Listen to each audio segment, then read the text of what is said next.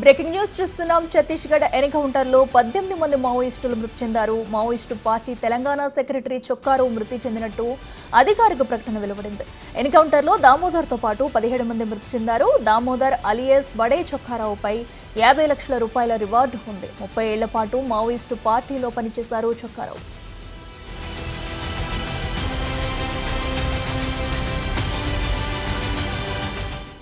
ఈ కాల్పుల గురించి మరింత సమాచారం మా అసోసియేట్ ఇన్పుట్ నగేష్ అందిస్తారు. నగేష్, చెప్పండి.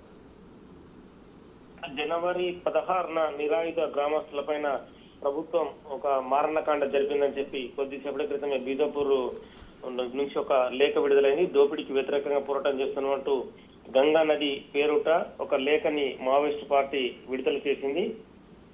Maoist south Bastar divisional committee communist party కార్యదర్శి పేరున గంగా నది తన పేరు మీద ఒక లేఖను విడుదల చేశారు.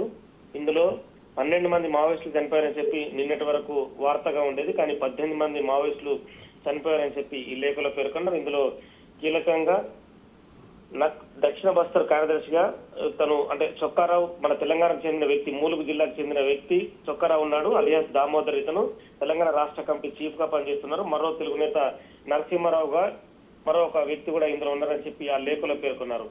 ఇటీవల రాష్ట్రంలో మరి కేంద్రంలో కూడా అంటే కొన్ని ప్రభుత్వాలు చేస్తున్న ఏదైతే ఫాసిస్టు కాండ ఏదైతే ఉందో భద్రతా దళాలు అందరూ కలిసి కూడా మూకుమ్మడిగా దాడి చేసి మామూలు వ్యక్తులను చంపుతున్నారని చెప్పి అందులో పేర్కొన్నారు. ఈ ఆపరేషన్ లో మొత్తం 18 మంది తమ వీర సహచరులను కోల్పోయిందని చెప్పి అందులో వీళ్ళు లేఖలో పేర్కొన్నారు.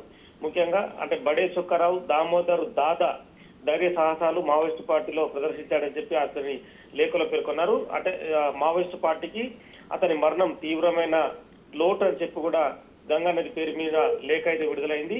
కానీ విప్లవాత్మక వారసత్వం వేలాది మంది కొత్త సహచరులకు స్ఫూర్తినిస్తుందని చెప్పి కూడా లేఖలో పేర్కొన్నారు. మా ప్రతీకార చర్యలో పోరస్ ప్రజలు భారీ నష్టాలను చవిచూశారని చెప్పి చెప్పారు. అందులో 5 వ్యక్తులు కూడా అంటే అక్కడ జరిగిన ఎన్కౌంటర్ సంబంధించి కూడా కొంతమంది చనిపోయారని చెప్పి చెప్పారు.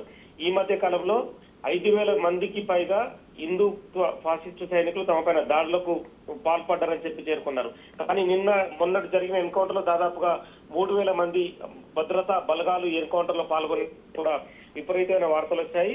12 మంది చనిపోయినట్టుగా నిన్నటి వరకు అయితే కొన్ని ఫోటోస్ అయితే బయటకి అక్కడ బస్తర్ కు సంబంధించిన డివిజన్ ఎస్పీ ఎవరైతే ఉన్నారో అక్కడ బస్తర్ జిల్లా ఎస్పీ నిన్న ఫోటోలు విడుదల చేశారు. కానీ మొత్తం 18 మంది మావోయిస్టులు చనిపోయినట్టుగా south Bastar division Maoist party అయితే లేఖను విడుదల చేసింది. కానీ ఇక్కడ కన్ఫ్యూజన్ అయితే క్రియేట్ అవుతుందని చెప్పచ్చు. ఇందులో దామోదర్ ఉండడం అనేది కూడా చాలా కీలక అంశం. ఇప్పటికే మావోయిస్టు పార్టీ ఈ మధ్య కాలంలో గత 6 నెలల కాలంలో జరిగిన ఎన్కౌంటర్ లో దాదాపుగా 250 మందికి పైగా మావోయిస్టులను కోల్పోయింది. అంటే ఎక్కువ ఎన్కౌంటర్లు కూడా ఛత్తీస్గఢ్ తో పాటు south Bastar, north Bastar division లో కూడా పూర్తి ఎన్కౌంటర్లు కంటిన్యూగా కొనసాగుతున్నాయి. అంటే వీళ్ళకి వచ్చిన ఇన్ఫార్మర్ల పేరిట వస్తున్న ఇన్ఫర్మేషన్ తో కంప్లీట్ గా భద్రతా బలగాలు ఛత్తీస్గఢ్ పైనే దృష్టి సారించాయి. ఛత్తీస్గఢ్, మహారాష్ట్ర పైన దృష్టి సారించాయి. మావోయిస్టు పార్టీలు కూడా అక్కడే మీటింగ్లు పెట్టుకోవడం, స్థానిక ప్రజలతో కలిసి ఎక్కువ వాళ్ళు మీటింగ్ లో పాల్గొనడం, ప్రజలపైన ప్రభుత్వాలపైన జరుగుతున్న ఏదైతే పోరాటాలకు సంబంధించి రెగ్యులర్ గా వాళ్ళు చేస్తున్నారు.